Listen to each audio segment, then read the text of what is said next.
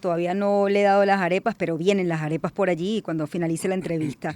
Y hoy tengo a Tamara, le doy la bienvenida. ¿Cómo estás, Tamara? Qué gusto tenerte aquí. Bueno, muchísimas gracias por la oportunidad y un gran saludo a todas esas personas que están del otro lado de las, antes hubiéramos dicho las ondas Ah, hercianas, sí, pero ahora tenemos que decir internet, todo, totalmente. Esto es sí, un programa multiplataforma, sí. ¿no? Bueno, en eso se ha convertido. Fíjate qué interesante lo que me dices.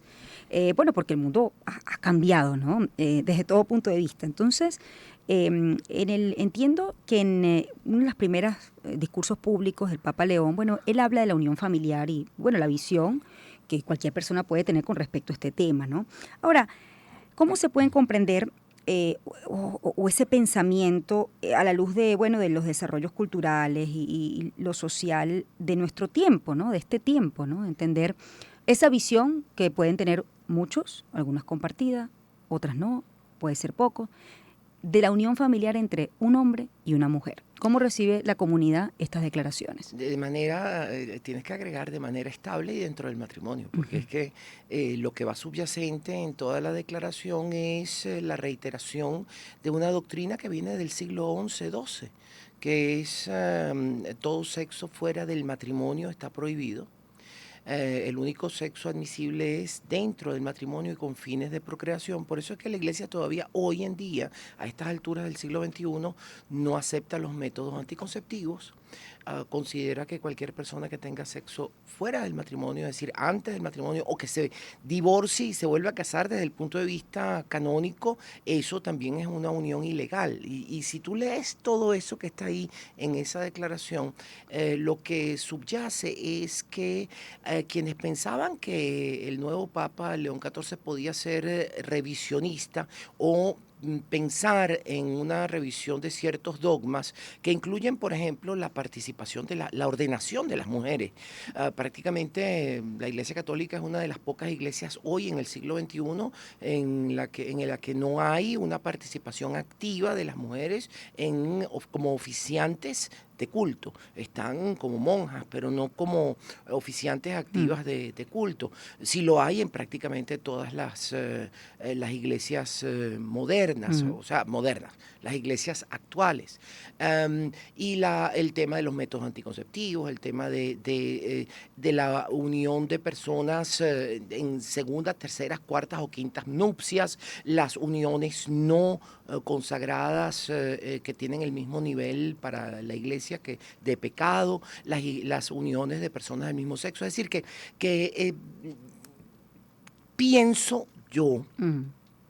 que la Iglesia Católica tiene un reto muy grande por delante y con la elección del Papa León León XIV. XIV no ha habido, como una persona muy de centro, no hay una intención revisionista. Desde la época del Rerum Novarum, cuando se trató de ampliar un poco la participación social de la Iglesia y lo que en algún momento insinuó y trató de implementar el Papa Francisco, que fue que se pudiera bendecir a las parejas no casadas o a las parejas vueltas a casar por el civil, divorciadas, que viven en un pecado enorme, que es volver a vivir Mm.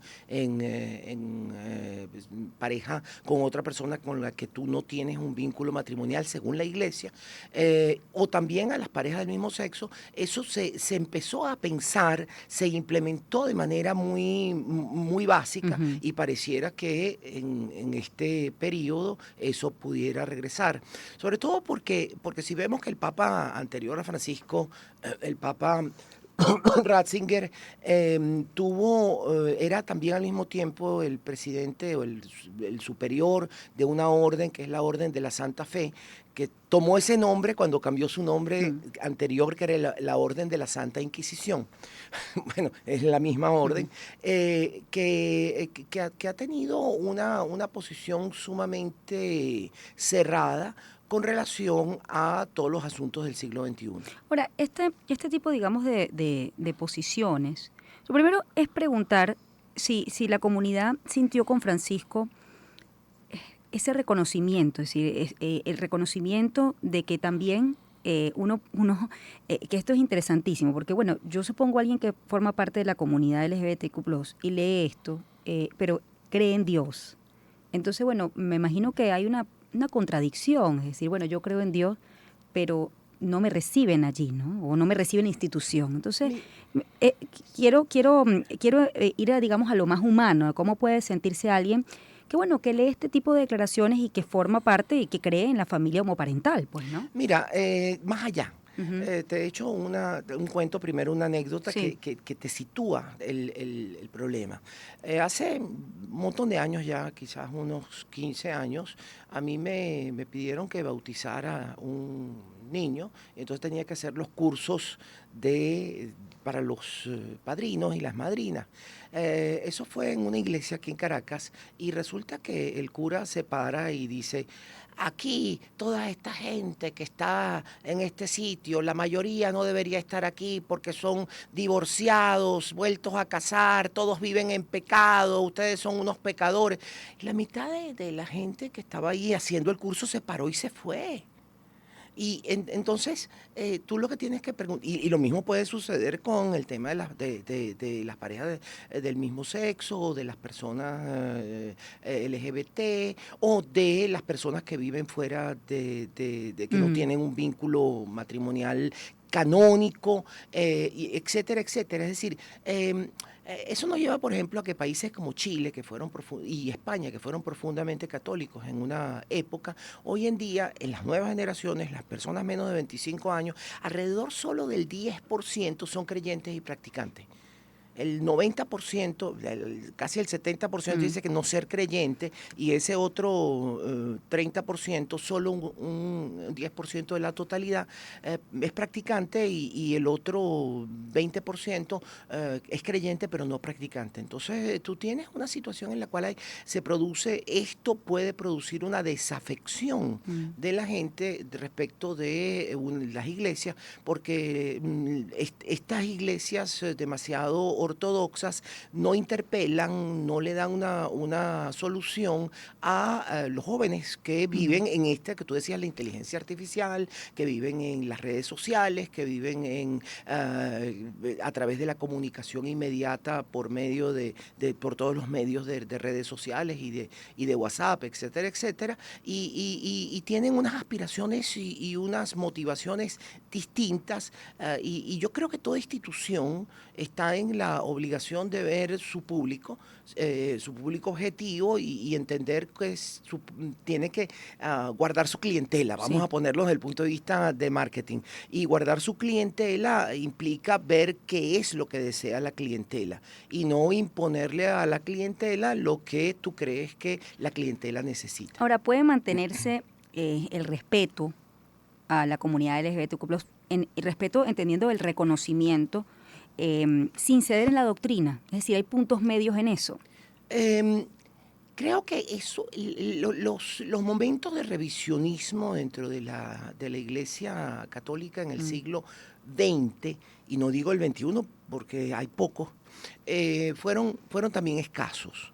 El momento en el cual después de la Segunda Guerra Mundial empieza a cuestionarse el papel de la Iglesia con relación a Hitler y de la posición que tuvo la Iglesia con relación al Holocausto.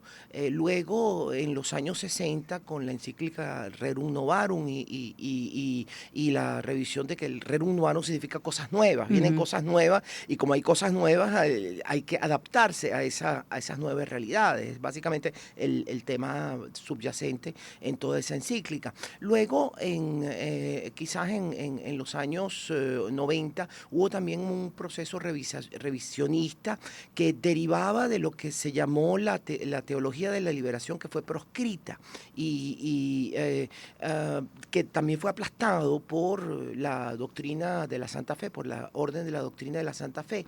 Luego vinieron los procesos del siglo XXI en los cuales hubo cierta apertura hacia temas modernos, pero no los temas esenciales. De nuevo, Ujú. insisto, la participación de la mujer en condiciones de igualdad como oficiante de culto, la participación de todos los fieles en condiciones de igualdad y sin discriminación. Entonces hay un antagonismo, si se quiere, y esto es irresoluble dentro de la situación actual de la Iglesia entre la doctrina de los derechos humanos que se ha desarrollado desde el siglo XIX en adelante y sobre todo en el siglo XX y en el siglo XXI, la doctrina de la igualdad, de la no discriminación, etcétera, etcétera, igualdad de la mujer, igualdad de género, y por un lado, y por el otro lado, el tema de una institución que de alguna manera ha quedado anclada en muchas de sus dogmas en el siglo XII y XIII. Ahora, ¿por qué la Iglesia Católica no reconoce el matrimonio entre personas del mismo sexo? Es decir,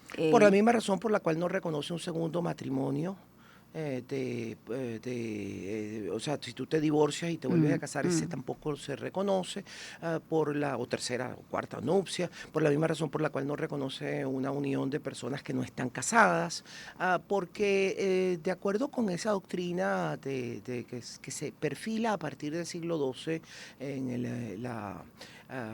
dentro del canonismo, que es que la finalidad única del matrimonio es la procreación para lograr expandir la iglesia a través de tener muchos nuevos fieles por vía de la procreación, es decir, un crecimiento activo de la población a través de la reproducción.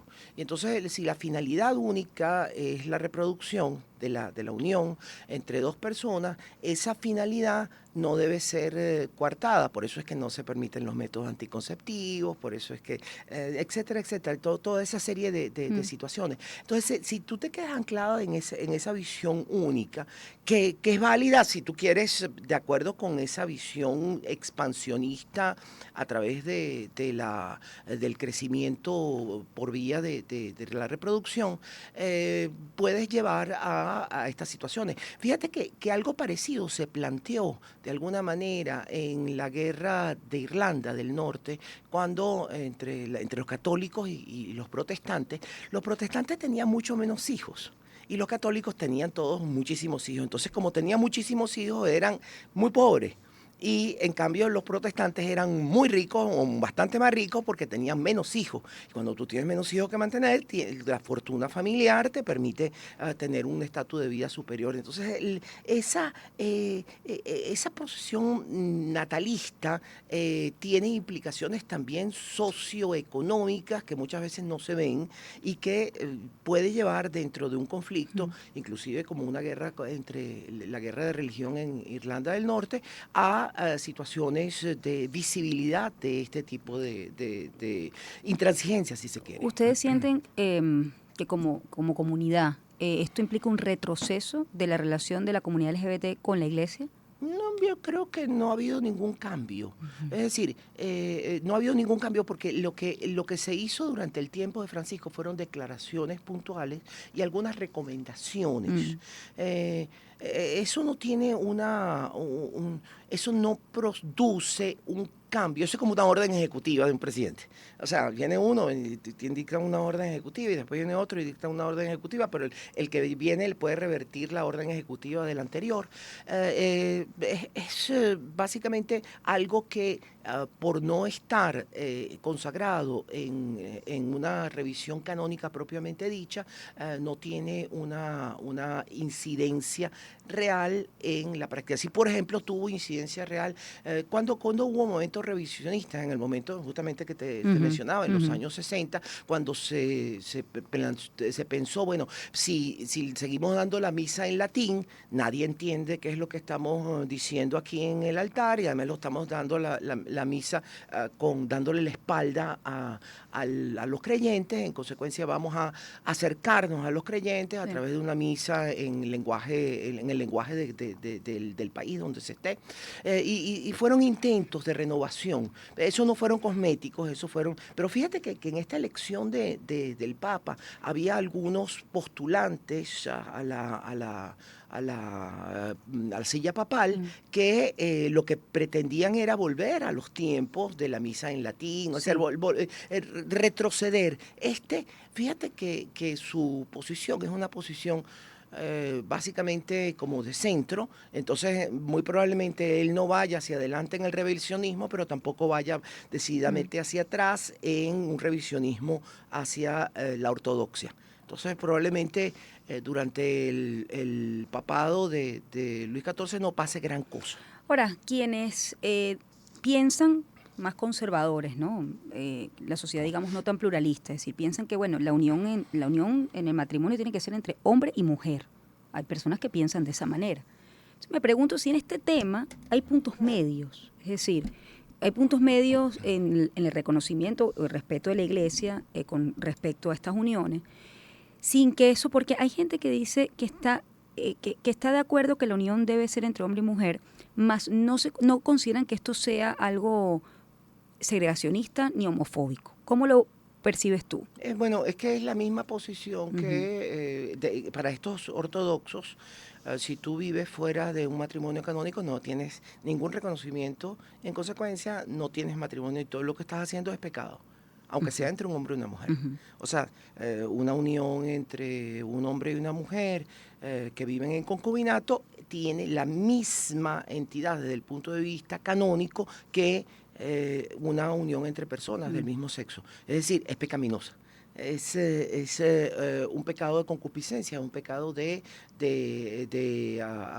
tener sexo fuera del matrimonio y con fines no reproductivos o con fines reproductivos, no importa, pero el tema central es ese